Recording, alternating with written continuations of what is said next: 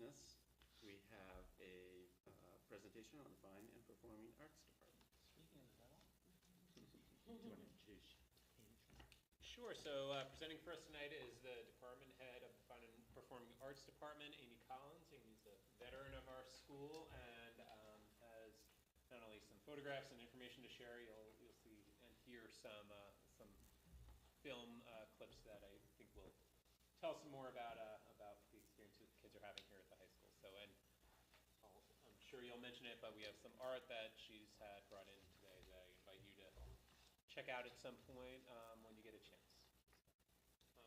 Welcome, Amy. Thank you. Thank you. Thanks for having me tonight. It's always a pleasure to be able to update you on all the wonderful things we have going on in the Fine and Performing Arts Department. So here's our wonderful team of teachers. Believe it or not, very veteran crew. I think it's 98 years of teaching experience up there, 83 of them at Algonquin. Our department is very dedicated and experts in their content areas and very passionate about teaching, especially at Algonquin, and working with all of our wonderful students. Our department philosophy is very tied into the portrait of the graduate and the district's value of belonging and community. We are very dedicated to working with our students and helping them create, be healthy and balanced learners and creative thinkers. We also, again, like I said, very connected to the concept of belonging and creating a community within our classrooms, especially in the studio art and our music ensembles, something we really strive for in our teaching and in our curriculum. These are our visual art offerings. As you can see, we have a lot of different mediums that students can choose from, 2D visual arts, media arts, and 3D visual arts, and we have them all at many different levels. So there's opportunities for very beginners to explore different mediums of art, but there's also opportunity for them to go on into like AP art and as a potential major in college, which we do have many students doing. And we have a new course, which I'm going to talk about in a little bit. That's our Unified Art course in our Art Connections category. I included this because this is something we included in our program of studies this year. We've had a lot of conversation, discussion about different pathways for our students and opening up more access for them to explore different contents. In the past, prior to this year, it was very linear as students would go Art 1, Art 2, Advanced, and we wanted to try to open that up a little bit more. And you can see the way this chart flows. We're piloting this year the concept of like taking a mixed media or digital art could also flow into the Art 2, just to give a little more access into upper level courses. So we're piloting that this year. We're looking next year, we'll reflect on it at the end of the year, but we're looking at maybe perhaps in the media arts, the photojournalism and Photo 1 would then filter into the Photo 2. So like just again, creating some more opportunities for students to access the different levels of the program, because it is, schedules are very busy and we want them to be able to like balance their schedule and work through our different offerings. So this is our newest class. This is Unified Art. It's in its third semester of running. This was spearheaded by our art teacher, Danielle DeCiro, who was very passionate about this. This course is really designed by what the students need, particularly our special ed students. Right now, the students in the course are our TLC 1 students, TLC 2, and our next students, working alongside general ed students. So as you can see in the pictures here, the general ed students are working alongside our special ed students, and they even have the opportunity to design and research some of the projects they work on with the students and guide them through the process socially and with the content. And it's been really successful so far and going really, really well, and we're getting a lot of great feedback about it. This is an example of one of the projects they worked on earlier this year. This is The Dot. The Dot's actually a book about how everyone can be an artist, and our librarian, Kim Honey, came to the class and read the book to the students to kick off the project, and then they went to their work here. So you can see They used oil pastels, and the content and skill that they were learning was stamping and overlapping, and they used their oil pastels with cups to come up with different designs. So it's just a sampling of the work that they're doing. In some of our other art classes, and again, they're up on display behind you back there. This is some of our 2D visual arts, mixed media, with the lovely grasshopper. We have our gallery upstairs. That's our AP art students displaying their work for critique. And that's an Art 1, the M&Ms, which I love that one. And then in our hallway up in the art, we often have work displayed up in the C200 corridor, and that's what you see there. I wanted to highlight some of our media arts because they've been really, really busy doing some really wonderful things, a really true application of learning. You may have already heard or seen in the driveway leading to the school that there's some wonderful banners hung to beautify our campus. This was, I believe, Sean's project that he gave to the graphic design course to come up with designs using the A logo and come up with their own way of doing it. So they went through the whole process from thumbnail sketch to a project presentation, and ultimately Lillian Johnson's design was chosen, and you can see her right there with her banner. And she was just recently quoted in the Harbinger about how that gave her such sense of pride to have her artwork displayed at the school, and she felt like she left a true stamp on her time here at Algonquin, which is wonderful. We're so happy that was something that we could help her do. Graphic design also, you see Spiritware and Esparo Music logos. Lisa Spignese, my colleague at Neary Elementary School, came up with a great idea to create more sense of a community for our K through 12 music program, and asked the graphic design class to come up with a logo. So again, they went through the whole project led by their teacher, Michelle Shepard, to come up with some different designs, and we ultimately chose the design. The logo's small, but it's up there, that Dylan Lockhead, one of our students, created.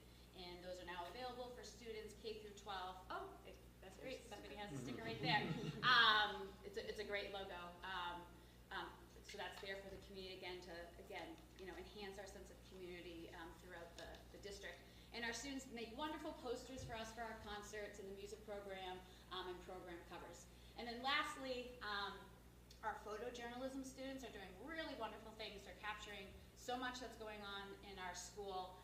A lot of my pictures, by the way, are taken by some of those students. You'll know because they're the ones that are really good. But this photo right here, this is Laura White, one of our talented students who's part of a program where she's able to submit her photos to the Boston Globe, where they're letting high school photojournalism students share their work. So that was hers. It was right on the top of the article. She was chosen as the headline in the Boston Globe with her picture of our Titans. So they're busy, and they're doing some really wonderful things, truly applicable to the real world. So moving on to performing arts, we have a lot of opportunities for our students to create, perform, respond, and connect with their peers and collaborate here at the school and perform for the community. We've been working to diversify our music electives to give more opportunity for students to enter into the performing arts. A lot of our students, like our band and orchestra and chorus students, have started doing music at a young age, but we want maybe someone who hasn't had that opportunity before to be able to enter into a course here at the school and have success with the sense of performing with others. So one of the courses I'm going to talk about in a little bit that we're introducing this year is Learn to Jam, as an offering that we can give that opportunity to some students in our school.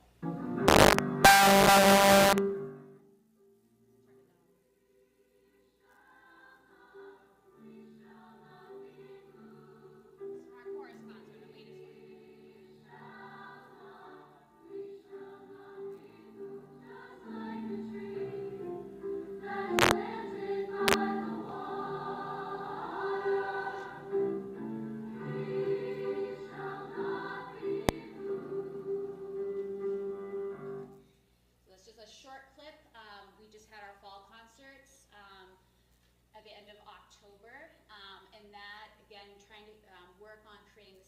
community throughout the whole program. That was the finale for the concert, where all of the choirs came together to sing as one grand finale together. Our concerts are really a celebration of the work that our students have done. Generally, they're a term's worth of work. People don't usually get to see what it looks like in the beginning, but trust me, the growth over that time, there's another clip of a rehearsal in a little bit. It's really wonderful, the progress that they make, and it's really, we're putting ourselves out there to perform for the community, and that's just, the kids love it, and again, like, we treat it like a celebration. That's photos from the fall instrumental concert. And we perform about 5 to 6 concerts a year. That's a lot of performances compared from middle school up into high school, and really what we're doing is driven by giving those students the opportunity to perform. This is a rehearsal snippet.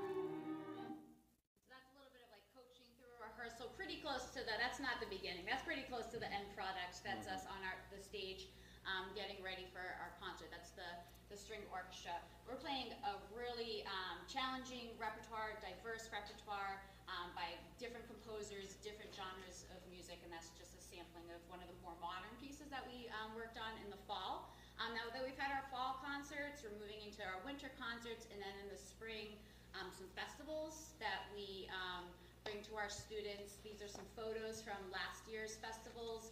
On the right there, we've been hosting for years and will continue to do so until they don't want us anymore. We've been hosting the MAJE Jazz Festival at Algonquin, where both of our jazz bands perform really successfully, and we have about 10 schools usually come and visit our school with adjudicators, and they always love coming here. We have wonderful facilities for it. Our students were really successful at it, and then they got to play at the Hat Shell in May, which is a wonderful venue that the Boston Pops also get to play at, so that's not too shabby. And then last year at the MICA, our groups did really wonderful there as well. That's the Wind Ensemble. They received a gold medal and were invited to perform at Groton Hill, the new performance center. Some exciting projects we're working on, and things we're happy to have back. Last year marked a return to travel for the music department. We had not traveled since 2018 with COVID, so we had our first trip last year where we went to New York City. Those are those pictures on the right, which was really great, again, for our students to bond, be together, travel together, see the sights together, have a chance to take in a Broadway show, make new friends, make some memories, and it was a really wonderful time for all the students to be together, and that was exciting for everyone. This past fall, the big picture there, we were lucky enough to have a composer come and conduct and work with our students. So that's a picture of Keen Southard, who actually graduated from Algonquin in 2005, and he recently received his PhD in composition at the Easton School of Music. And I've been in touch with him over the years, and he had a new work that he offered to come and work for our students on. So at our fall concert, he came and conducted them, and he also came down twice to work with the students in rehearsal, which is a great opportunity for our students to be able to work with a living composer, ask some questions about why he wrote what he wrote and the process, and that was a great experience for all of our students. And not up there, but a big project we're working on this year is the Northborough Southborough Music Jamboree. That's an event we're doing in February, right before school vacation week. This is a kind of like a stepping up joint concert with our 8th graders from both Southborough and Northborough. Again, really stressing and working on the aspect of community and bridging that gap between the middle school and the high school. We've had some struggles in recent years, and probably since COVID, like our current 9th graders were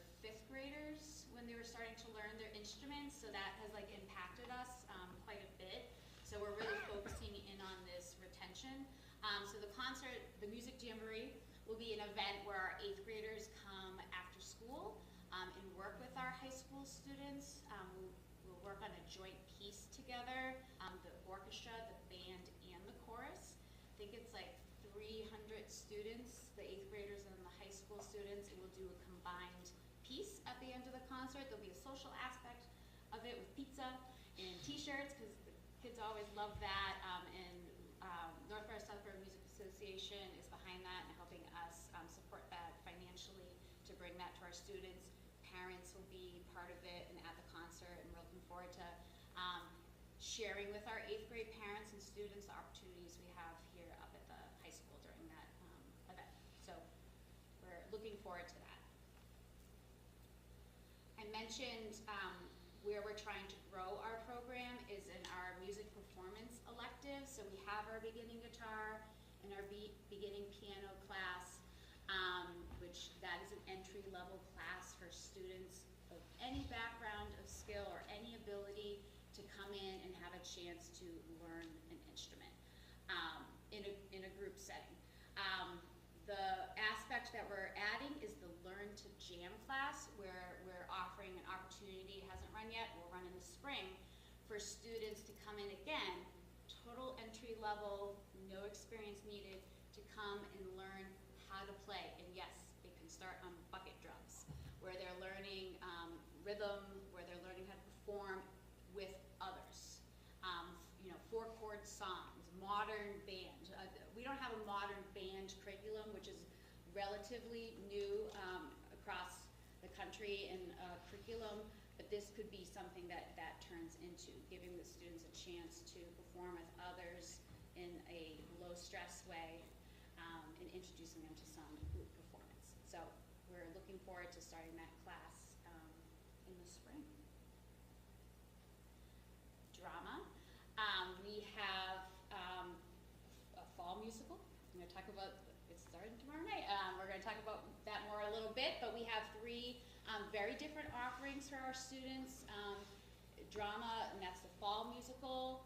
After that, which is a huge production, we shift into smaller production, like our winter play. We have been hosting the Massachusetts Educators Theater Guild Festival here at the school for non-competition entries, and that's been successful. And then in the spring, very, very different from that, are improv shows. So that's a little sampling of some of the shows we've had in recent years, but 3 very different opportunities for students to perform. So it's very timely that I'm here tonight, because tomorrow night, Little Shop of Horrors opens, and they had a dress rehearsal today, and I was able to get a little sneak peek, and it's fantastic. That's one of our great pictures by Laura White. That is the plant. So if you don't know the story, Little Shop of Horrors, it's a man-eating plant. And we were lucky enough to rent the plant. It's 4 different puppets, because the man-eating plant grows over time, and it really grows. And that's our lead, Seymour, played by AJ, feeding the plant. And I gave Greg tickets, so if anyone's interested in the show, it's tomorrow night, Friday night, and Saturday night in our auditorium. Here's some more photos taken by Laura. There's a Titan A by the graphic design class with the plant. Audrey, too, is the plant's name. But this is a full-scale production, rented materials from New York City. All students, all student cast, all student orchestra, students doing the lights, the sounds, the sets, stage managing. It's over 60 students involved, and you won't be disappointed if you are able to come see the show. And I'm always happy to share about our program and enjoy the opportunity to highlight our program and advocate for our program. So again, I appreciate being here tonight. A medium that we're trying to get the information out there, not just to the high school community, but to the broader community, is the Beat. You may have seen it. Greg's been very supportive of this and sharing this out with the district to highlight our program, because we have a lot of wonderful things to share, and that's just one avenue of finding out about what we're doing.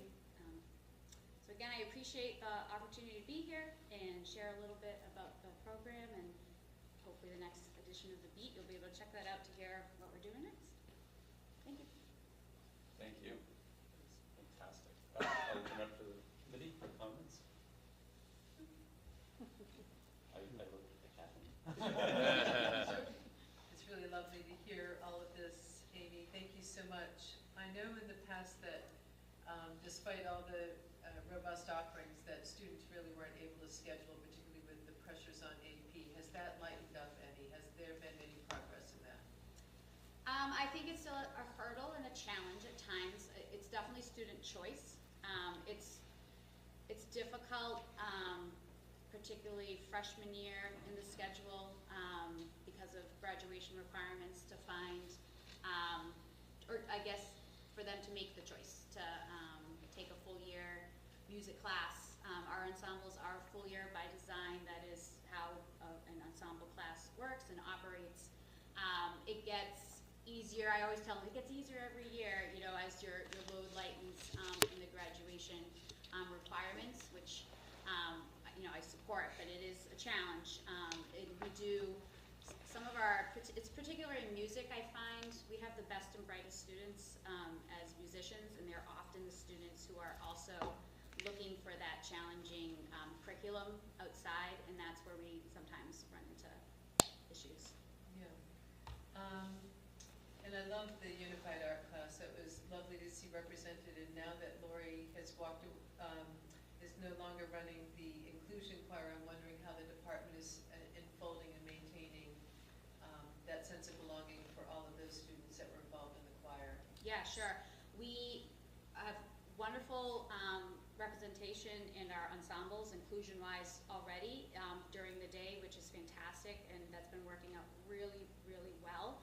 I'm also very excited for the Learn to Jam class and how that can be a great avenue. And I have to say, our guitar and piano class is also a wonderful place for all students to come in at entry level, and even aides come in and get to participate in the class too, and that's been really wonderful to see, especially in a class like that where you can really work the individual, similar to the Unified Art class, but without the general ed students coaching. It's more the teacher coaching.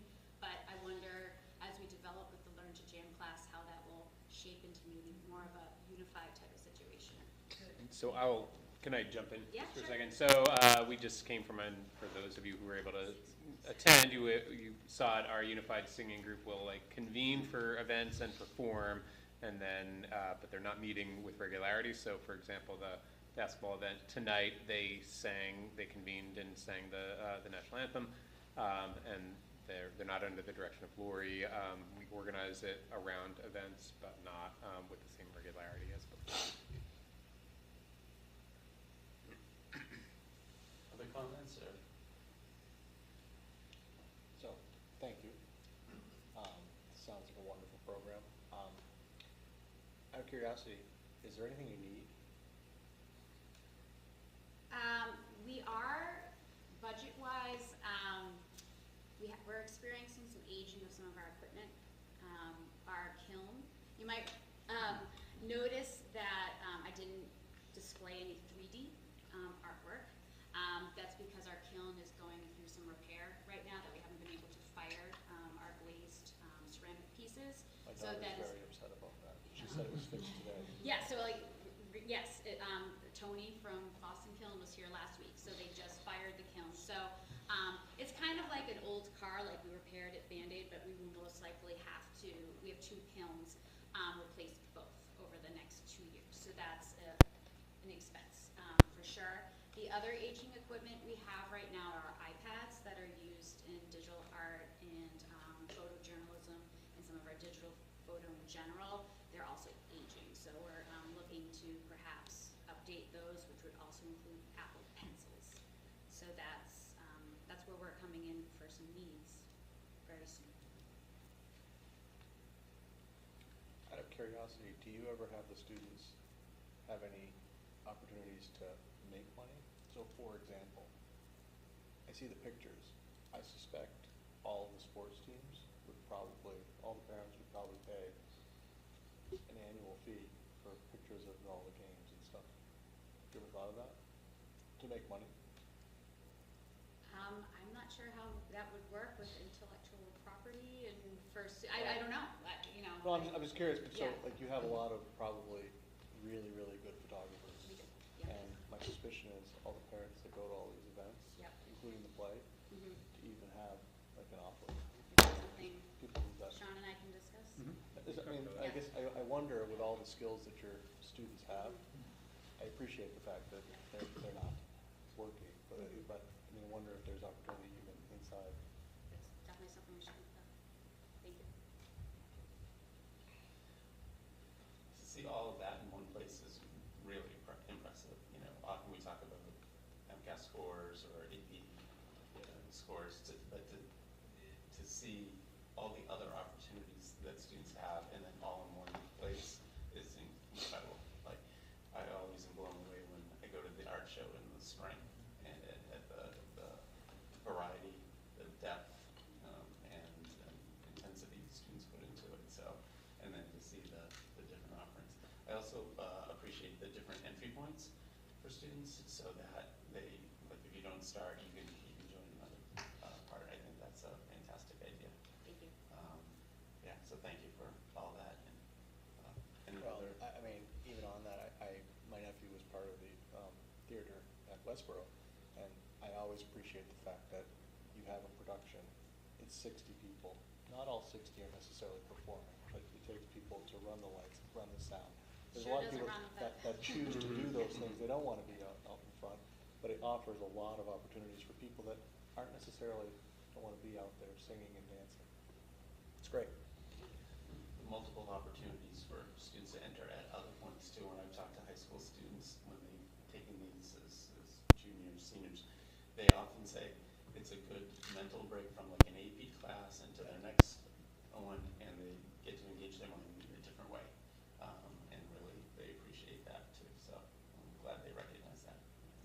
If I may just add two quick things. One is, you might recall we changed the graduation requirements 2 years ago, and so now that happened in advance, and now our freshmen, we're starting to see the enrollments increase a little bit, which has been nice. So our enrollments are a little healthier than they've been, which was the outcome. We teased it apart from applied arts, if you recall. It used to be a kind of a combined graduation requirement, so that is having the impact we thought, and we know our kids are enjoying the classes. They're not just being like forced into a class that their like older siblings might not have ever taken. And then on the left-hand side of this image, I will just note, because I just think it's so lovely, this teacher, Olivia, who does an exercise every year. I don't know if it's every year, but certainly this year, where she talks in the first couple days about the core values of the course, and really talks about that before they start singing. And really, that's the kind of environment that our fine and performing arts educators really come at their work with, which is to build community and then create art in that community. And we're very lucky; they're very skilled and they're dedicated, and they come at it through what you're seeing there. It's easy to kind of go by that image, but that's what that image represents, and we see a lot of good results as a result. And I would just like to thank Amy for her leadership, not only at Algonquin, but pre-K through 12. I think there's a lot of evidence of having a unified music program, and Amy realizes that the high school success is really a foundation built at the elementary and middle school levels, and have done a really nice job making sure that there's that strong connection between middle school experiences and the high school. Last year we had some of the high school teachers teach at the middle school, and so there was a nice connection there. And we are seeing rising numbers in our middle schools right now in terms of music, so hopefully that will transition to the high school in the next several years. So thank you. I noticed the band was at some football games this year too. which Yes, is- we have also the return of the pet band. I think that really adds something to the atmosphere, and it makes it seem like a football game. Is the pep band the marching band? It's a different version of a marching band. Doesn't march. A stand band is like a pet band. Oh, And they were at the unified basketball Yes. game just now. Yes. So, Yeah. Great.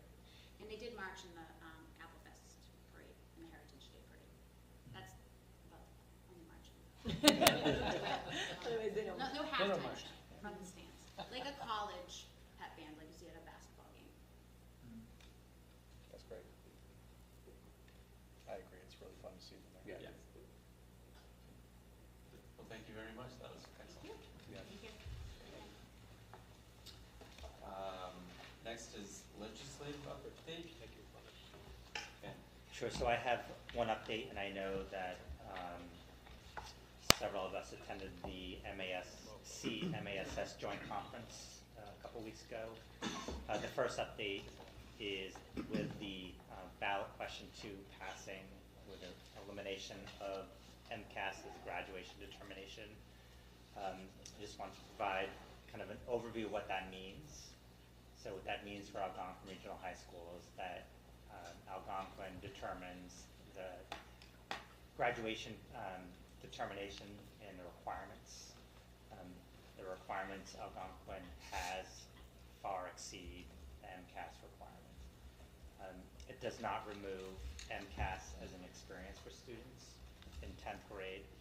It also does not change the accountability ratings and the accountability measures that we're held to as a district. Those still remain in place. Students who did not meet the competency determination in the past several years are eligible to get their diploma. So if there are any students, we're reaching back out and saying, you know, come back and we'll issue an actual diploma saying that they've met all of the graduation requirements that Algonquin has for students. So a change, I don't think it's going to impact Algonquin all that much, quite frankly. Questions? I'm just interested how that will affect the accountability aspect. I agree. Yeah. What do you mean by that? I'm frankly concerned there won't be an incentive for students to do their best because there's no graduation piece to it. So then the state uses the results to rank schools. So if they don't really do much on it, I don't know how the state's going to use it to accurately hold schools accountable for scores. We'll see what happens. We'll find out. Yes. I mean, I think there's a lot still to come from the state. Yeah. There's a lot happening at the state level now that the vote has gone through. And so I think there's not only we'll see how people react, but I think we have to wait and see how the state kind of supports now what comes next. Just a comment too. I think it is something we'll have to watch and see. I do know that Algonquin students take school pretty seriously, and no matter what assessment you put in front of them for whatever reason, they take it seriously. So it's something we'll have to watch. I think it actually, for some, it's actually going to relieve some anxiety, not having this high stakes assessment that students pass, you know, most often. I think it's like 99% kids pass. So I think it's also, for some, going to relieve some anxiety around this test. And I'm confident that they'll still take it seriously, but we'll have to wait and see what the results are. And Or there's an is it impact. out across the rest of the Yeah. state? Yeah. Because, yeah, anyways. And then I think, Paul, you wanted to give an update? Yeah, I just wanted to report back from the MASC delegate meeting. They passed, I think it was 10 resolutions favorably in less than 2 hours, which I guess was something of an event. It's my first time, so I don't know, but there was one in particular I thought was interesting, Resolution 3 about the safe storage of firearms. And it talked about schools working in conjunction with local police to create communications to parents and guardians about the importance of safe storage of firearms just to protect kids from unauthorized access. So, I mean, that seemed like a great idea to me, and one that I don't know if we're ever doing something like that. No, we don't have a series of communications that we communicate to parents and families at this point. Yeah, so this was talking about, you know, making a state law saying that you had to do this, but I don't see any reason we have to wait for a state law to do something like that. So it just makes good common sense to me.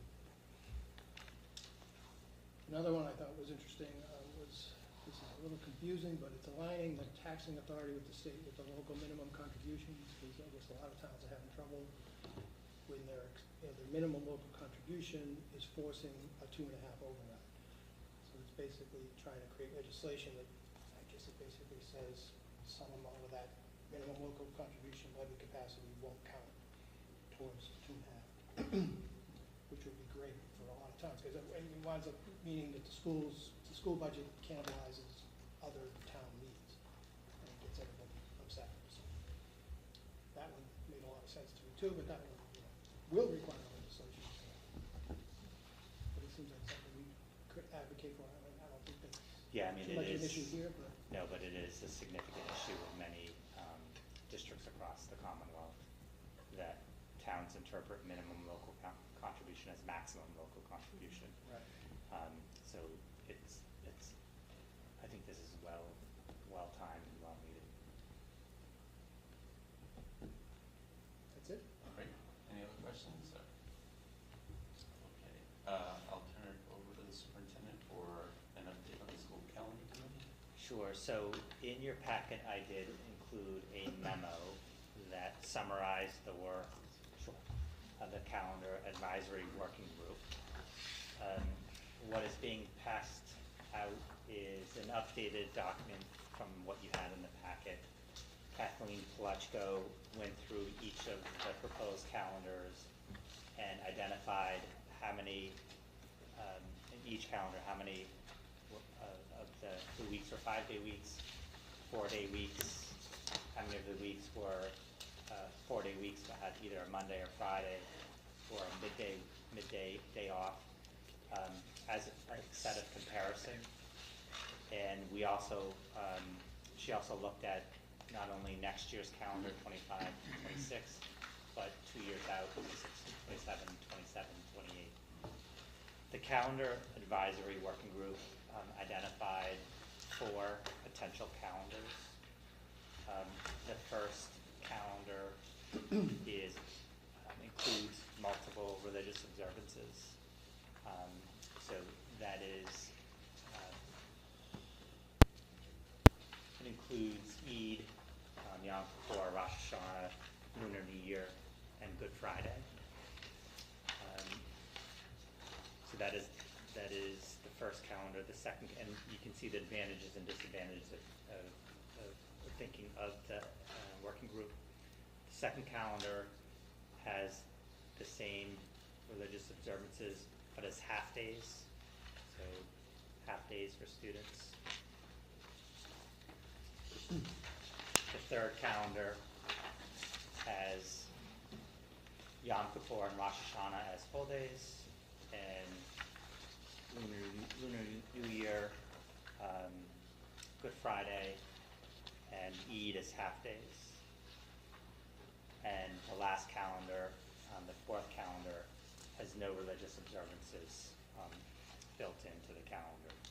So it's a removal of Rosh Hashanah, Yom Kippur, and Good Friday.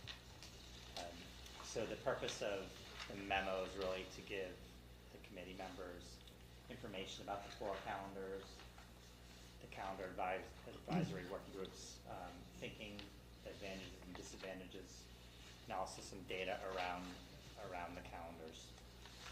What you'll see at the very bottom of the memo is a comparison chart.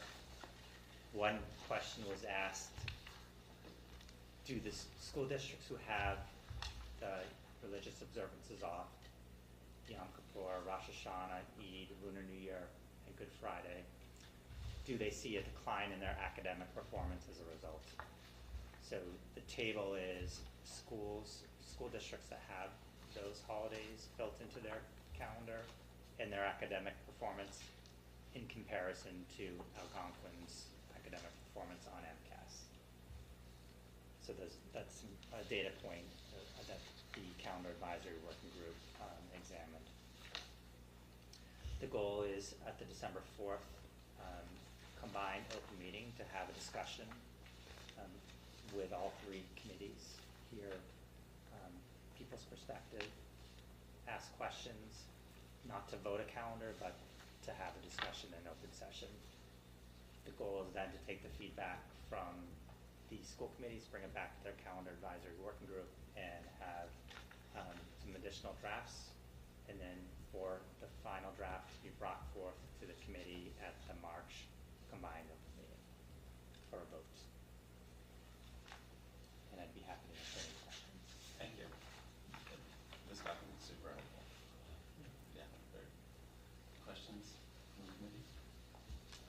Did the calendar working group contact any of the other schools that are already doing like a calendar 1 or a calendar 2 and sort of see what their experience with it? Do they want to stay with it? Do they not? Yeah, so we did reach out to Westboro, Hopkinton.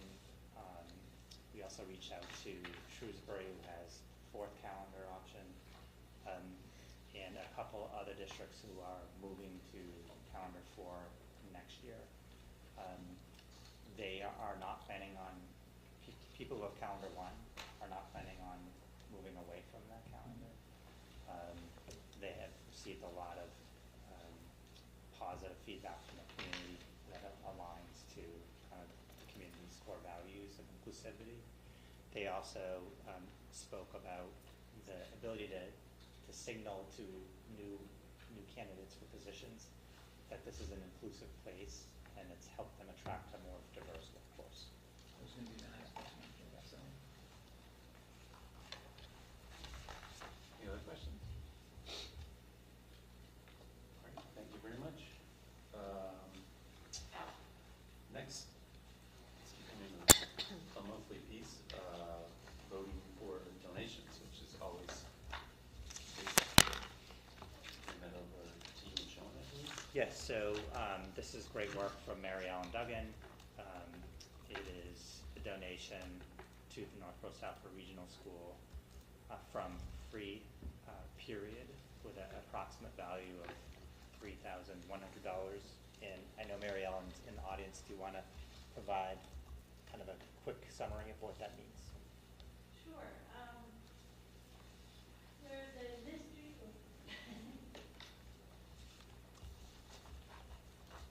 I'll come over here and sit beside you, John.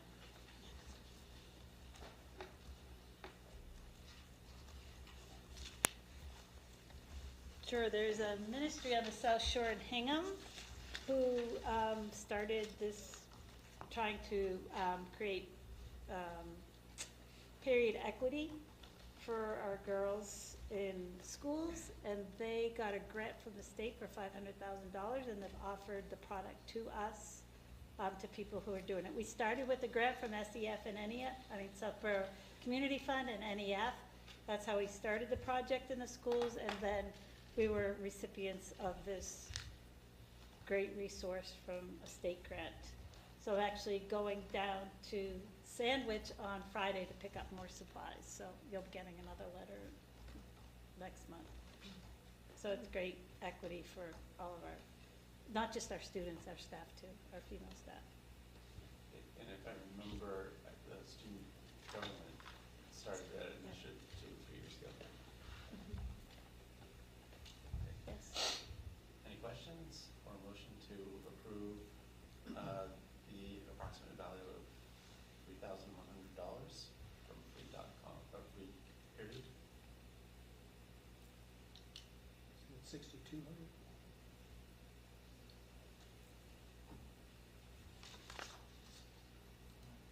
I think there's a regional part, and some went to Northborough, some went Yeah, to so this is all 3 districts, I believe, Okay. are included in this letter. Yeah. So the $3,100 is the region's portion. In that case, so moved. Second. All with the motion and second from Jen. Again, a roll call vote, so I'll go around. John? Yes. Jen? Yes. Kathleen? Yes. Paul? Yes. Chris? yes. Yes for myself, and Joan? Yes. And that unanimously passes. Thank you very much for Oh, thank you. making that happen. That brings us to the superintendent's report. Turn it over to Greg. Sure, so I'll turn it over to Principal Devlin for the principal's report. Great. Well, good evening, everyone. And as we always do, I then pass it along to Amelia. So Amelia's going to start it off and tell us all about the many things happening here at school. And her presentations always put ours to shame. She has like different moving parts and things. So enjoy. That's the fun part of yeah. it. So hi. So this is my November student report. So a little recap of events that have happened since we last met. We had the Halloween costume contest, which was a big hit, and the winner received a $50 Amex American Express gift card. That's what it's called. Yeah. And so it was from the PTO. From the PTO, yes. And so it was overall a very fun experience. Student council members went to TLC 1 and 2, as well as the CAP classrooms. And in the CAP classroom specifically, we held our own mini contest in there. And so that was all for the Halloween costume contest. And then there was the DECA networking night on November 6th, which was a great opportunity for students to meet people from different professions. And then we've had fall playoff games going. By now, all of them have ended, but a lot of the teams were very successful this year and went very far into the playoffs. And then today we had our first annual unified basketball game against the Northborough Police and Fire, which was very exciting, and students were talking about it all day. It was a big thing. And then we had the NHS induction on November 13th. So some pictures of the events. There's like a little playoff results graphic where you can see that the boys soccer lost 1-2 in overtime, and the girls soccer lost 0-2. Both very well fought games. And then in the bottom left, you can see a picture of the DECA networking night, which was very well attended. And then in the middle, you can see some of the unified basketball players. And then on the bottom middle, you can see one of the teacher group costumes that was entered into the group costume contest for the Titan Cup winners, which the teachers did beat the students for. But overall, it was very fun, and these costumes especially were very cute. And then on the right, we have a student who dressed up as Shrek, and she was actually last year's winner, but she didn't win this year. But she came close. She got third. So looking ahead, we have the pep rally coming up on November 27th. It will be in a similar format to last year, which is competition-based between all the grades. And there will be a point system and different games for the grades to compete against each other and win points. And then we have the Student Council Dodgeball Tournament on November 25th, where students can form different teams of 8 to 10 people and then compete against each other for the title and some fun shirts. And then Winter Ball is coming up on December 13th, which is very excited. Tickets went live today, so very exciting. And then the Chorus and Orchestra Holiday Concert is on December 18th. And then the Fall Musical opens up tomorrow, so Little Shop of Horrors, it's supposed to be amazing. I'm personally very excited for it, so make sure to go. And then, so what have we been working on? The Student Advisory Committee has been working with Mr. Bevan and other administrators to create a list of policy-related committees that students can join to try to get their voices heard in school and community-related policies. And so we're aiming to have that list sent out to students in January. We're hoping to get a few more opportunities for students on that list, but so far we've had a really great, diverse list of opportunities for students. And so, any questions? Did you put that picture in there just a few minutes ago of the basketball? No, that was a picture of the team from like a few weeks ago, but it was them on the benches. I was gonna do it. Wow. I do want to take a moment to highlight a through line that you might have picked up on, but Amelia was downplaying a little bit, and I think it's just something to celebrate with our wonderful student council. Several of these events have elements or components or have been reshaped to just be more inclusive and accessible by all of our students. So for example, the pep rally has historically included things like a tug of war and kind of a musical chairs event. It will still have those, but it will also have some events that students with disabilities or students without physical capabilities are able to win points for their grades. So there'll be like a math, a speed math portion and a trivia portion as well. The Halloween costume contest is done kind of runway style in the Yeah. cafeteria, which we've kind of built up this year on a kind of an orange runway. And the TLC students, for some of those students, that environment is kind of highly stimulating and is a little bit much. So they brought that costume contest to them to make sure that they were feeling included and not excluded. And even the Titan Cup, that event, the group costume as being a portion of the Titan Cup kind of tournament over the course of the year, is designed so that they're not always teachers playing students in athletic games. So we're always trying to work on that, and student council has really taken that charge and kind of moved forward with it in a way that I'm really proud of, and they should be really celebrated for. Thank you. I'm especially excited for the Simon Says at Pep Rally. That was a favorite game of mine as a kid, and as someone who's completely non-athletic, I think it'll be really fun. Yeah. So. Yeah, it should be really great. Yeah. Well, thank you, Amelia. Thank Any you. questions for Amelia? All right. Excellent. Any questions? Okay. And so just an update on a few different things from, excuse me, I hit the wrong button. So for my report, since we've last met, one of the big areas that we've been working on this year and worth reporting out on is a key piece of our school improvement plan, is how to address AI. That's artificial intelligence, of course. And at the school level, AI presents a lot of challenges, especially as it relates to students' use and ethical use, but also presents, and increasingly is presenting, a lot of exciting advancements and workplace kind of accelerations and all kinds of different things. So we're trying to balance all those different needs in the school. And a year ago, our focus areas was different than they are now, and a year from now, I'm sure they'll be different. There's definitely an appetite from our staff to develop a policy that really allows us to know when AI becomes cheating and when it's not. We do have a handbook language that would characterize AI use as cheating, but frankly, AI use is so broad and can encompass so very many things, everything from like the spell check feature on all of our emails and all of our writings could be construed as AI, yet none of us would think that that's really cheating, I don't think. All the way up to ChatGPT can create an essay for anyone in just a few keystrokes, and anyone in this room, I think, would agree that that would be cheating, and the threshold lies somewhere in between. So what we really concluded was that the staff needed to establish a agreed upon baseline understanding of what AI is, what it's not, and then start to explore some of the features of different AI tools. So we brought in a speaker. This is a colleague I know from my former school district, and he delivered a kind of a keynote address giving us all like the starter set of information on AI in education. That was news to many people, but it was also like kind of not terribly newsworthy to others.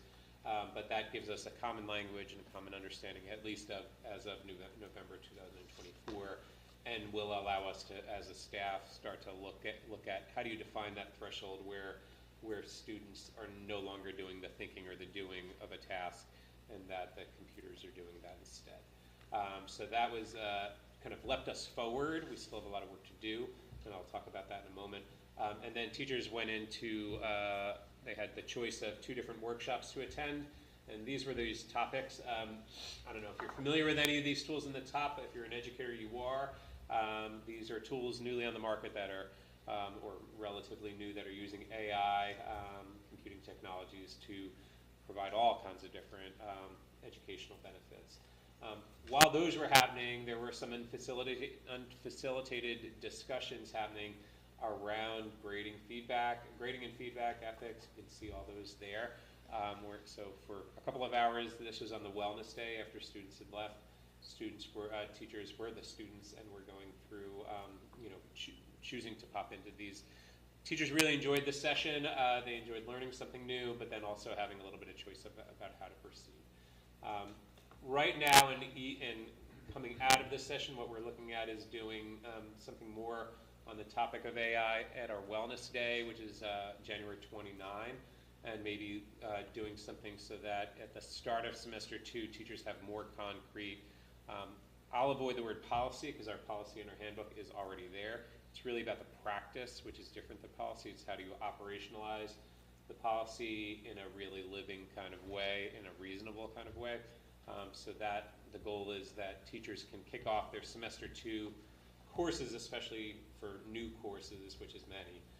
In semester 2, they can have a more robust and better defined set of teacher practices related to AI. The real goal is that at the start of next year's school year, in the fall of 2025, all teachers will be having the same experience and providing the same kind of information to students. So right now we are still learning, we're still building our understanding around this. Teachers do have like I said, a handbook language that is singular, but it is not terribly adaptable to all the different ways AI can be used. And teachers all have classroom a statement that they had to choose between one of 3 different AI policies for classroom use. So there is uniformity of expectation, but really, truly, and candidly, how granular any singular student's usage of AI can be in any class at any time on any assignment really can vary so widely that we have to have a deeper conversation with the staff, which is a need staff has asked about and demonstrated. So that's where the work we're doing with AI it's exciting, and I know kids want to be part of the conversation, which we will engage them in, and so we came real far real fast on this topic, but we still have a lot of work to do. Additionally, since last we spoke, we had Encompass, which is our drug and substances and mental health coalition here in town. They convened a group of female students who volunteered to examine our Metro West adolescent health data and to provide some findings. So you might recall that our Metro West adolescent health data on balance showed a lot of decreases in all of our major risk areas. That was our alcohol usage, our binge drinking, our last 30 days usage, pot usage, a lot of different things which we're happy to see. However, what we did see was females' usage drops were much less than what boys were, and the girls were outpacing the boys in literally every risk factor that was listed there, including mental health issues, drug, alcohol, pot, all those things. So that's just something we wanted to know more about, and so this group, Encompass, female leaders from Encompass led a group of female students to interpret the data. That just happened last week, and they presented me with, they sent me their recommendations or their summaries, which they're going to more formally deliver to my student assistance team. That's our data team here in the school, so we can know what their conclusions are about why our female students are having a different experience than our male students as it relates to these risk behaviors. You may remember me indicating that our girls' experience mirrors exactly the trend lines that are happening in the rest of the state, or at least the ones that participate in the Metro West Adolescent Health Survey, and there's 25 communities, and we are one of those 25. Our girls and all of our teenagers' experiences, or our data seems to reflect all that data, but these girls are giving, there were about 12 of them interpreted this data for us, and I'll share back with you what their findings are. And that was one of our other big school improvement areas, was to use this data to tell us more about what girls are struggling with and why, and this is a big step in that direction. So those are our two big school improvement plan updates that have happened. We've made some progress on in the last month. Does anybody have any questions? The AI is such a big issue, but I remember, I believe when we were looking at the course selection a while ago, there's still a computer requirement. Is there thought about adding in, like, giving students instruction in AI? Yes, of course. At some point, you know, I mean, it's so new. I'm sure it's not there yet for. Yeah, so a graduation requirement that students have, you might recall there's now, they can choose between 2 courses, and one remains digital literacy, and the course teachers of that are incorporating AI literacy as part of digital literacy. I actually anticipate it will almost become an AI literacy that will be, it will just expand because digital literacy will become, it's more important that they're literate on AI, and AI and digital will become, I think, almost synonymous at some point. But I give a great deal of credit to Christine Norman as one of our teachers. She presented 2 sessions on that. She could easily sit back and attended sessions and learn some things, but she is somebody who is at the forefront of AI, of learning about AI tools, learning their capabilities, and learning how students should not be using them. And so she is one of our digital literacy teachers. As well, John Cahill is another applied arts teacher, also teaches that course, and also is presenting AI sessions in that day. So there's a keen interest in that group of keeping that course relevant, and AI is as relevant as it gets when it comes to digital literacy. So yes, it's a very long answer for yes. Sorry. That's great to hear. No, Yeah. that's great. Other questions for Principal Bevan? Yeah. Maybe this is premature, but do you have any examples of things you're advising kids not to do with AI?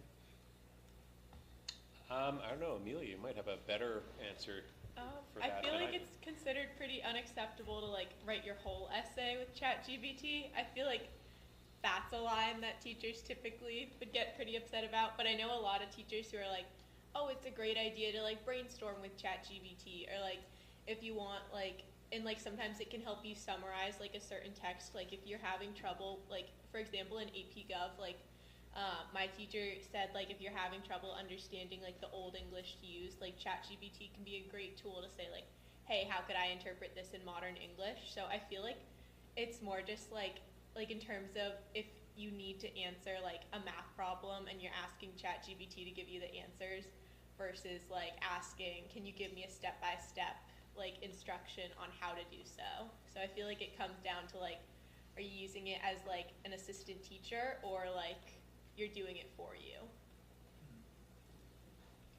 Very good, thank you. There's this very hard to define threshold when it becomes like academically dishonest to use, and we've not been able to define that threshold just yet. One of the phrases educators are using is the phrase bypassing cognition. I'm sorry. Thank you, Greg. It doesn't roll off the tongue, that phrase. All right. Bypassing cognition, it's like when it tips into actually doing the cognitive workload for you.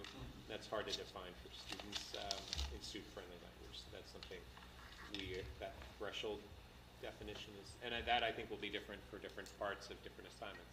The brainstorming, drafting portion might be a place where it might be okay, but when you're now writing and producing your own thoughts, that might be a place to exit away from AI tools. So I think my staff would really appreciate a very simple and super concrete answer, and it's just, this is not a technology that lends itself to that.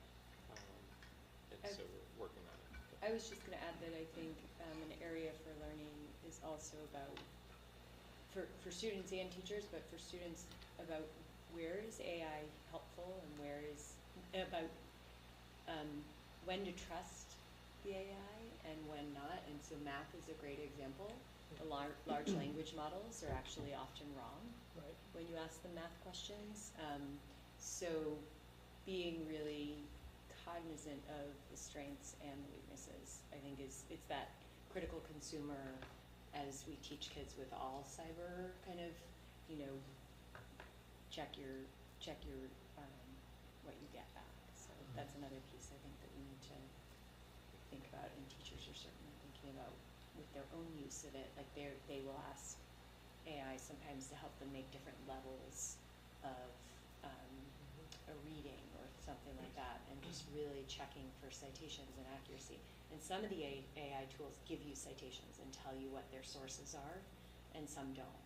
So that's a whole other piece of this, is the accuracy of what you get back.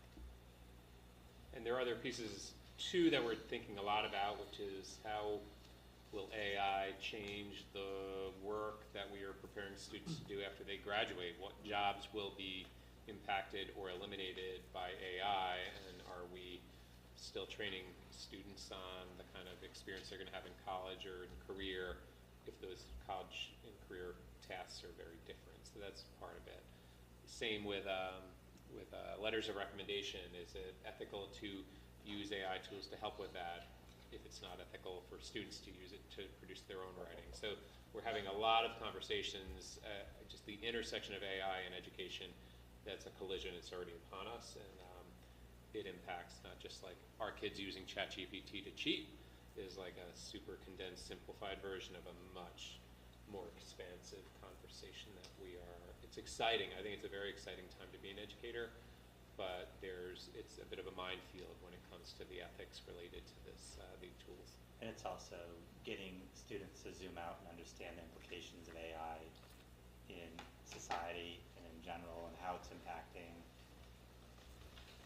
them as consumers, how it impacts the economy, how it impacts the results they see on Amazon or Netflix. So it's also getting people to understand, students understand, that AI is an engine behind a lot of what they're consuming, and understanding how that works and why they're seeing what they're seeing is really important. So it's not just how we use it academically, but it's how is it impacting our lives without us even knowing what the impact is. Jen? Are we, this is probably a difficult question to answer. I'm just wondering if there's a way to track, because we're having these conversations on the university level too, right, about tracking analytic or critical thinking, because if people are now able to just like enter into ChatGPT, create this, whatever it is for me, are we gonna see shifts in certain abilities like critical or analytic thinking, and whether or not there's even a way to track these particular things from a school level? I don't know that there's a way to track it. I do think that some of the more exciting and the more nourishing educational experiences we've all had are probably the least challenged by AI, and I'm thinking about the art that we've seen and the music that was we listened to.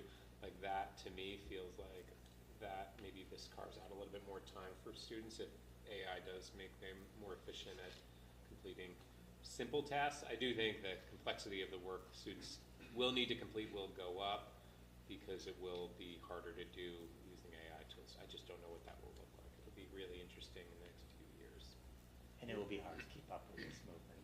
Yeah. It's just, And I'll just add that we had, so that the PD that Sean was talking about was on November 1st, and then on November 5th, on our PD day, we had one internal and one external presenter who also did workshops on AI, and then we sort of partnered with our external presenter. And one of the ways he was framing it was about when you design for AI and when you design to avoid AI, and the idea that there are times where like we're going to promote the critical thinking by creating an environment in which we rely on our mind.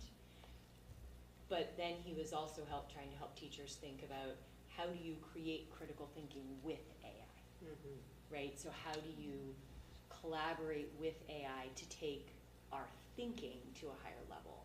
And I think there are a lot of teachers who are engaging in that way. Not everyone is there yet, but I think when you listen to someone like him and some of our teachers who are really thinking that way, you just see the possibilities for doing more, going deeper, going higher, maybe having more kids access critical thinking because they might have that. Like I liked Amelia's reference to like almost like a personal tutor that AI can be sometimes. Like so there's just great potential there for it. Yeah. I think with some teenagers, there's such a fearfulness that if they use any AI tool at all, they'll get in trouble. So I know my own children, that's their report, at least to me, the principal who lives in their house, like they tell me that's their fear. But I do think there's a lot of efficiencies and a lot of powerful tools that are not cheating in my book. But defining that really skillfully is very difficult. yeah, and I think that emerging kind of research around the AI tools that can teach tutoring, can provide the one-on-one support is pretty exciting. It is, yeah.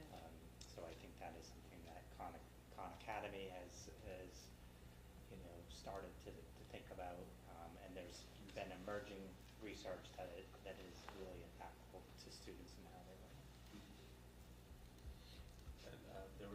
two more things I thought of. One is, I think there is baseline data about what students think, because I believe they were surveyed by the student government last year.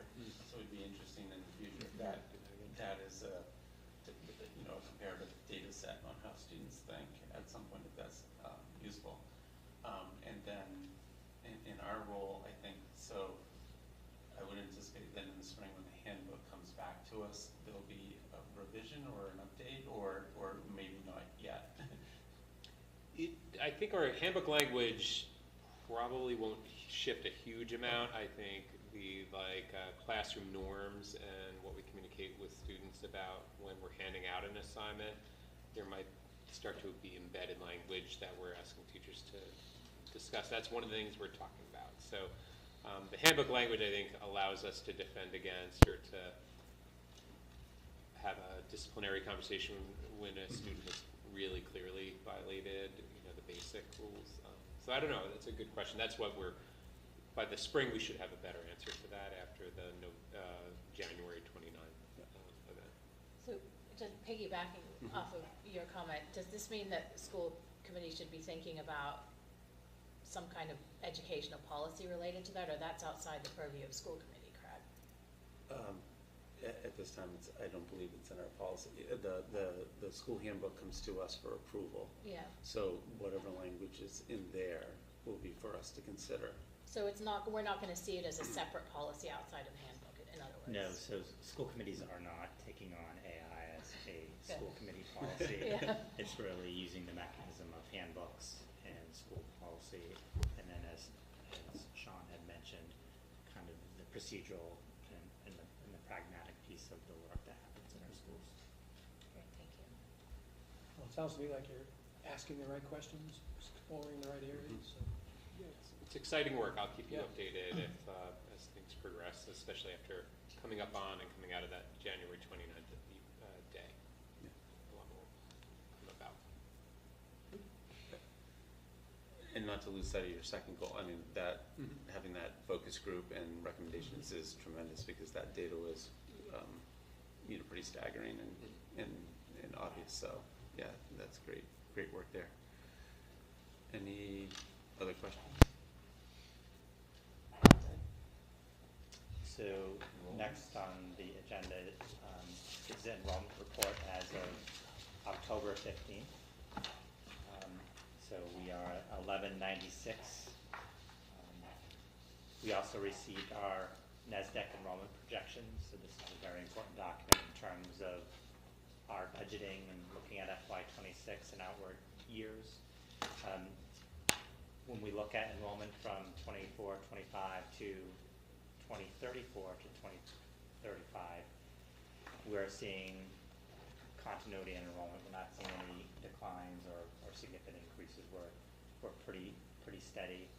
The one point I would like to make is that when we look at the 24-25 enrollment number, 1154, that is off from our actual enrollment. So we will be working with NESDEC to put the actual enrollment, and then that will change to the outward years. It will have a replicating effect on outward years. But again, we're around 1,200, 1,225 over the next 10 years, which makes budgeting a little bit more predictable, unless for some reason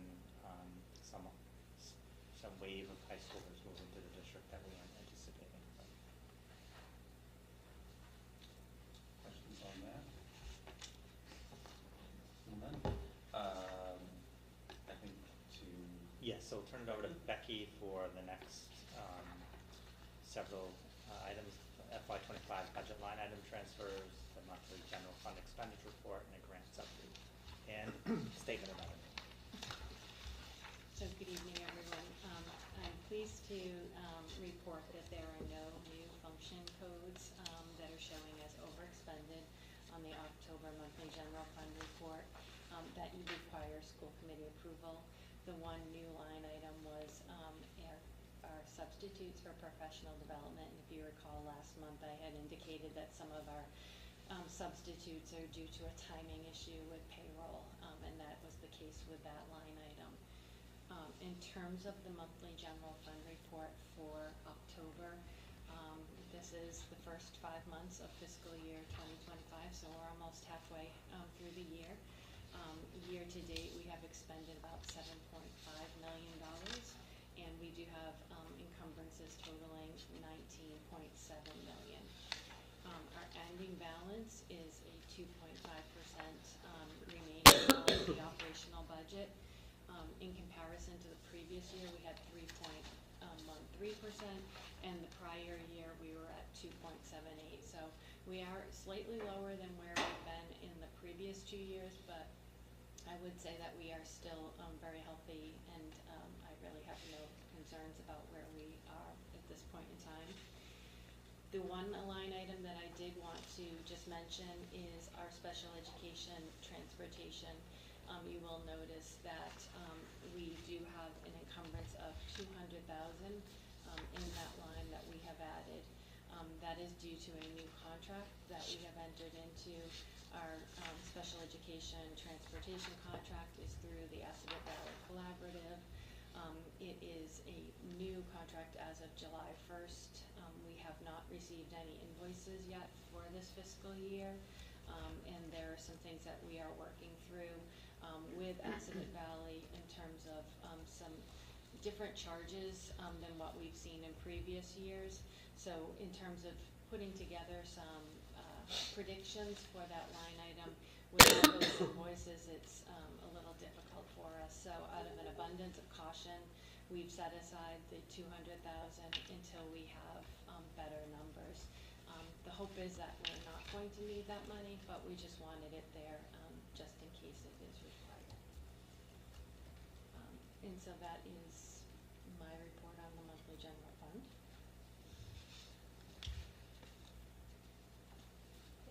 Okay, vote on on the general fund, or we don't have any budget transfers? No. Okay. I'll move that we accept the fiscal 25 monthly general fund report as of October 31st, 2024 until audited. Motion by Paul, Second. second by Kathleen. Roll call vote. John? Yes. Jen? Yes. Kathleen? Yes. Paul? Yes. Chris? Yes. I vote yes. Joan? Yes. And the motion passes. That brings us to grants update. Okay, so enclosed in your packet is a full list of the grants that the regional school district has received from DESE in FY25. Some of these grants have already been approved by the committee, but we wanted to give you a complete list as it stands today. I will note that we did see a slight decrease in our federal entitlement grants as compared to fiscal year 2024. Those grants include our Title I, Title IIA, 3, and 4, as well as the IDEA Special Education and Early Childhood Special Education grants. In fiscal year 2024, those 6 grants totaled $452,086, and in FY25, we received $440,028 for a difference of just over $12,000. So that is one area that we are closely watching, and that is actually one of the things that we have included in our FY26 budget preparation is something to watch for in the coming years, what federal grants will look like. So at this point in time, I am asking the committee to vote to accept the grants as they were provided in your packet. Just a question. So that $12,000 difference, is that just adjusting services, or are you using general funds to offset that? We are using general funds to offset that. So One the of the service areas doesn't was our reduce. special education, and so we'll be using, and I think the other area was in our Title III, which is for our English language learners. And so that would impact some of the professional developments in the summer programming. We worked with Selby, and we were able to offset and keep all of the same things that they usually fund. Okay. Okay. So a motion to approve all of these federal grants at $544,084. So moved. Second. I'm going to take Chris on that one.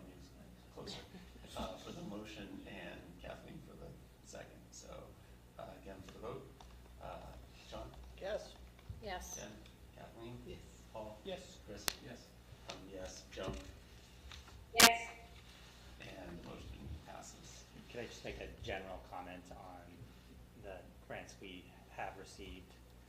First, I'd like to thank Dr. Reinhorn. She continues to write grants at a furious pace. So thank you for that. She's short 12 grand. Yes, well, she'll find it. She'll find a grant to support it. And secondly, we are monitoring the federal grants very closely. There was some signaling last year that there could be some significant reductions in federal grants to districts. So we are, as we see a change in administration at the national level, we are monitoring that closely. We are fortunate that only, it represents less than 2% of our total operational budget, which would be an impact, but there are cities and towns that it would be a significant impact to their overall budget if they don't receive federal funding. So just want to make that point that it is something we are watching closely. So do all of these come from the Department of Education in some way, shape, or form? Yes, so all the genocide, is that our title grants, IDEA, all our title grants, and then the state is the genocide, hate crimes, and promoting safe and healthy learning environments. Most of the grants, yes.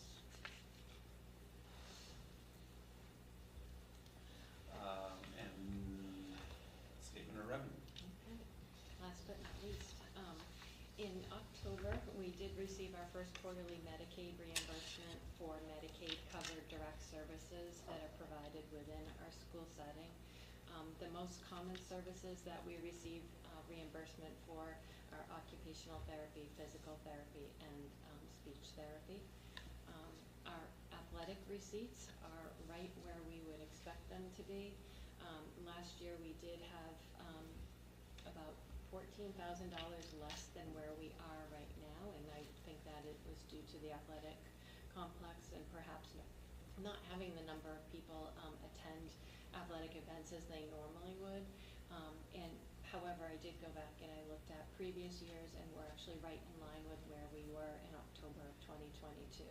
I think about a $200 difference. So we are trending with our athletic receipts. And then lastly, we've also updated our circuit breaker reimbursement. The initial numbers that were provided on the reports in our September and October meetings were our reimbursements for fiscal year 2024. In late September, we did receive our final reimbursement figures, and so that report does show that we are now receiving about $200,000 more in circuit breaker reimbursement towards special education, tuition, and transportation. So that is a benefit to us as we build the FY26 budget. Questions about revenues? So Can I just make one general comment, a positive? The investment income continues to serve us well. So if you look at the current receipts, that's almost $50,000 in terms of interest we've earned. So hopefully that will continue. And so a motion to accept this Intel project bid, is that correct? So moved. Paul, second? Second. John, so a vote. Yes. Jen? Kathleen? Yes. Paul? Yes. Chris? Yes. Yes, myself. Joan? Yes. And that motion passes also. The draft capital plan. And I'll turn it over to Keith. Yes, so, thank you. Wanted to bring your attention, enclosed in the packet is the draft capital plan for FY '26 through FY '31. Slight modification to prior plans. I do want to thank Matt Spencer, Paul Desmond, and Chris Covino for their work. We did do some alterations of how this plan is organized. This is a different aesthetic to the plan and the way that it kind of shapes our plan for capital. The top section is dedicated to projects that have already been authorized and the ones that we are working on. The middle section is related to projects that have a set of priorities coupled with ones, many of which have been on the capital plan prior. And in the bottom section, really looking beyond FY31, looking to larger projects that are in our long-range pathway. So as a result of all of that, we were able to kind of narrow down some of these priorities.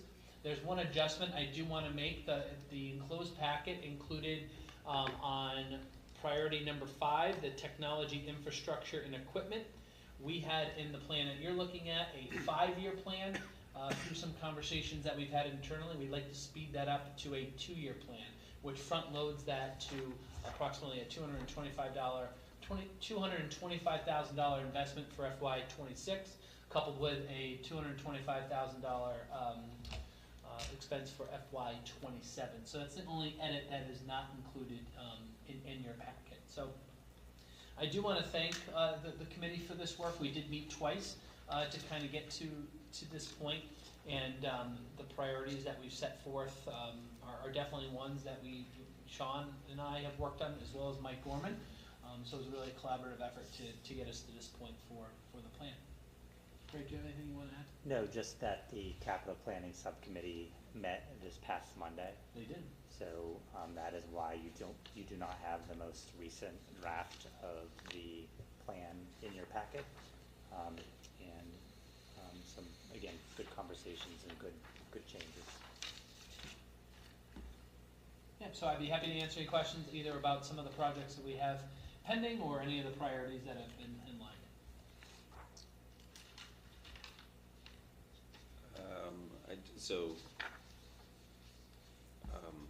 So with that change in number 5, does that will it increase the bottom line? It would for FY26 and FY27. Okay.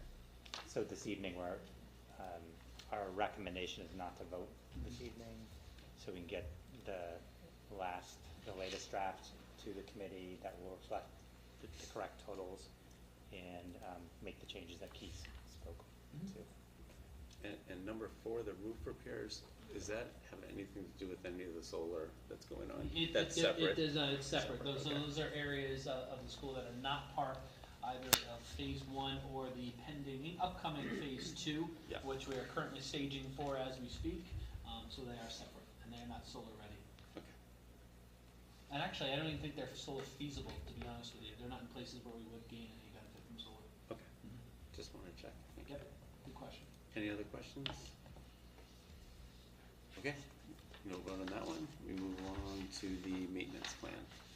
Similar to some of the work that we are doing, these projects that are on, and they're all enclosed and there are no edits to this, are all enclosed in your packet, just to showcase some of the things that are on our list are things that we're trying to take care of, and it is an ever-changing list, more in the maintenance category. They don't reach the capacity, which would require a capital project to be awarded to it. So these are things that we're essentially trying to take care of through either operational funds or revolving funds to take care of. So this is an ongoing conversation between Mike Gorman, myself, Becky, and Sean to make sure that we're hitting the mark and we're taking care of the things we need to take care of to keep things operational. So we wanted to capture this list to you, let you know that the documentation related to maintenance is an ongoing thing.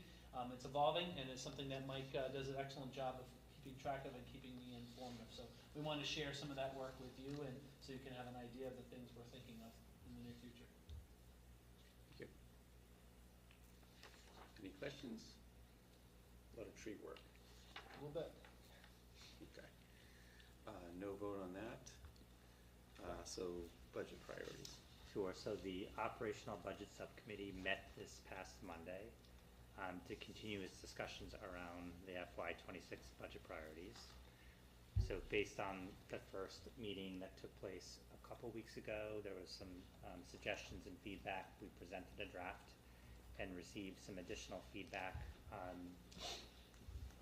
That feedback hasn't been incorporated, and we sent a new draft to Matt Spencer today, and the Operational Budget Subcommittee will come back together to review the new draft with the goal of bringing the budget priorities to the school committee at its December meeting for a vote.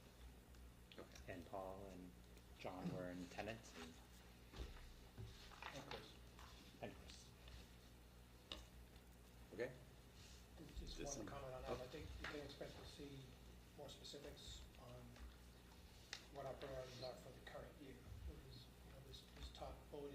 sort of overall. Vision. Yeah. And so you'll see just a lot of specifics. Okay. And I'm hoping the third draft really hits the mark. So, yeah, a lot of good feedback. Well, thank you. Budget calendar. So in your packets, the FY '26 budget calendar. So this is a running record of budget meetings and any upcoming budget meetings that we've scheduled. So that is in your packet for your review. And then the ongoing athletic update, complex update. So I'll turn it over to Keith for an update. Yeah, so a couple of very positive things to report. First of all, our punch list is getting smaller and smaller. We're able to take care of a number of the items in the last month or so, which has been great to see. We're making great progress in that regard. The other thing I'm happy to report on is that we received positive news regarding the amenities building. And after consulting with the Board of Health, we've confirmed that the proximity of our bathrooms that are within Algonquin's main building are within the proximity necessary for ADA compliance, which is good, which then does not require us to have a significant renovation to the amenities building. So we're just learning that. We're exploring now what opportunities that might open up for us, and we're working collaboratively with the Board of Health to make sure that, you know, even though these bathrooms are within the proximity necessary to the building to hold a full-size event, which the grandstand can do, that we would make certain other types of accommodations like any large event would happen, like the addition of porta potties, you know, during graduation or Thanksgiving Day football game or anything like that. So those are the types of adjustments that we're going to make, but it is positive news that we'd be able to move forward without a significant renovation. What is that? So I'll just add to. Sorry. So I can add some. So what we learned was that the number of facilities that we thought we needed to add actually was more than we really needed to add in terms of an upgrade to the amenities building. So what we learned from the Board of Health is that since the bathrooms are in proximity, the school bathrooms are in proximity to the stadium, we don't need to add additional restrooms. We can open up for large events the school bathrooms, which are at the right distance. So we are just working with the Board of Health to just get the official stamp of approval. What this means is that the renovation will be more cosmetic to updating the fixtures, and then also we'll be updating the concession stand that exists, and also moving outside, working on patio, some of the aesthetic features of that area. So it's good news because we're able to get to some of the phase 3 project focus areas, which is seating, viewing TVs, viewing of the games, making it more of a gathering place and nice place for people to get some concessions. Okay. All right. Thank you. The answers. Okay. At the conclusion of the superintendent's, anything else? That concludes my report to the school committee. Old business, none. Policy, distribution, none. No public comment because there's no public. And I take that Joan. back. Joan. Yes, at this time, could I give a school committee report? Sure. Okay.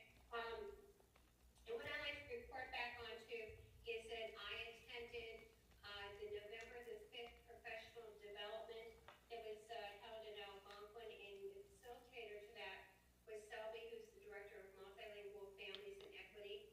And we were all invited to that session. And the title of the session was Who Are We? Community Connections, Exploring Culture Identities in Our Community to Create Positive and Inclusive Teaching and Learning Experiences. Besides Salvi, also in attendance was our superintendent, Greg Martineau. And I was pleasantly surprised by the interactions that we had with parents. At first I thought it was just going to be, maybe like just a presentation and then we could ask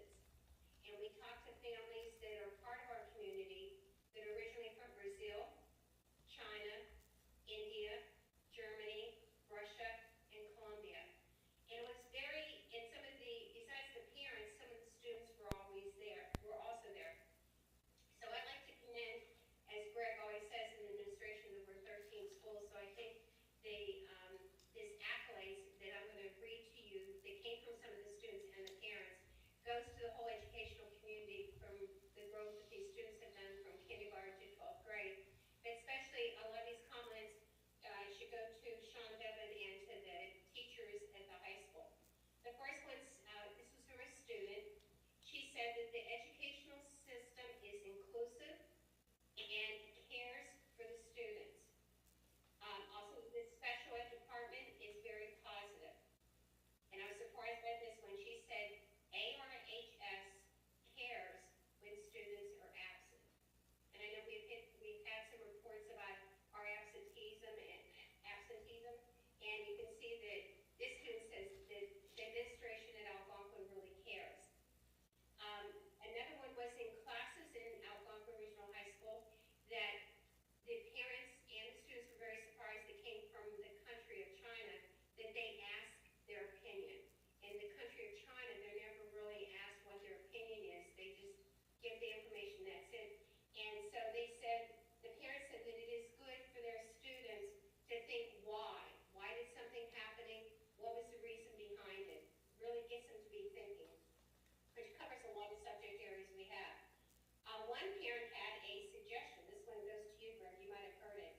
And they said that they wanted to have the sport of cricket at Algonquin Regional High School. And they said that Hopkinton has a cricket club. And so that was one thing that was mentioned.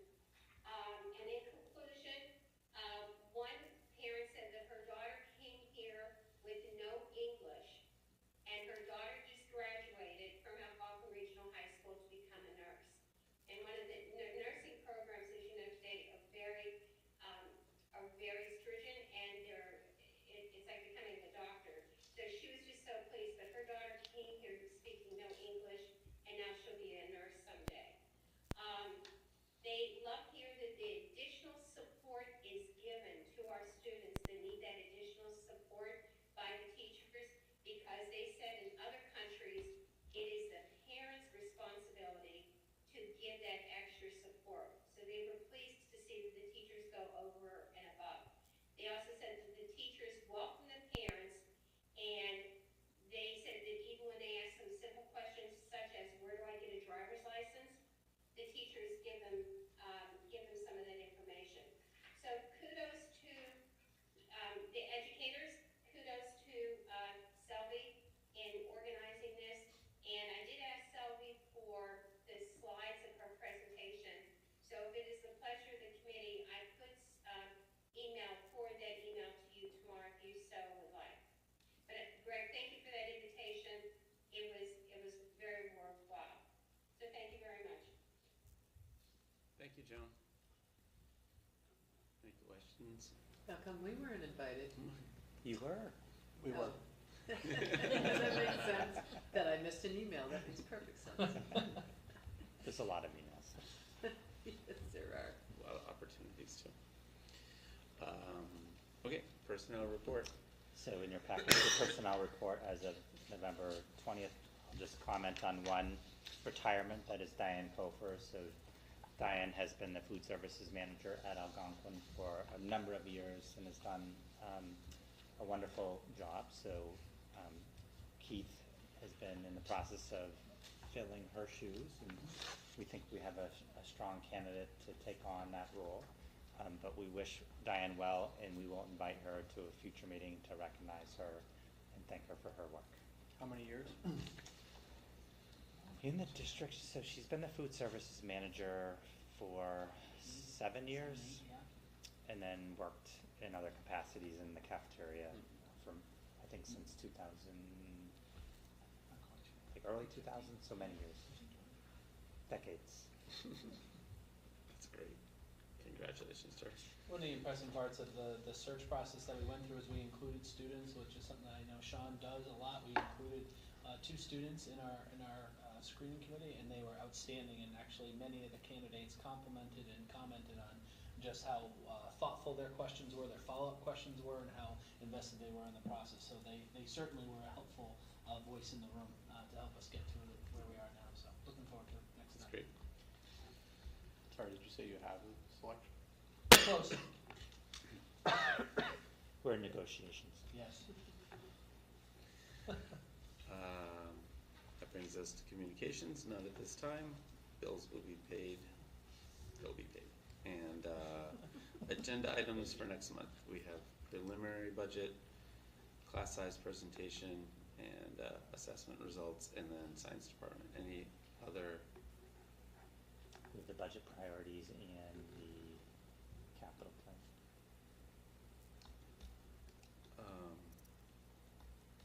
I think I had mentioned once, or maybe I didn't, at some point, could we revisit just what fees students are expected to pay? Just to keep that on our mind. It's been probably about 4 or 5 years since we looked at that, and other than parking, I'm not quite sure, but I think there are others. I think it'd be helpful, if possible. Any others?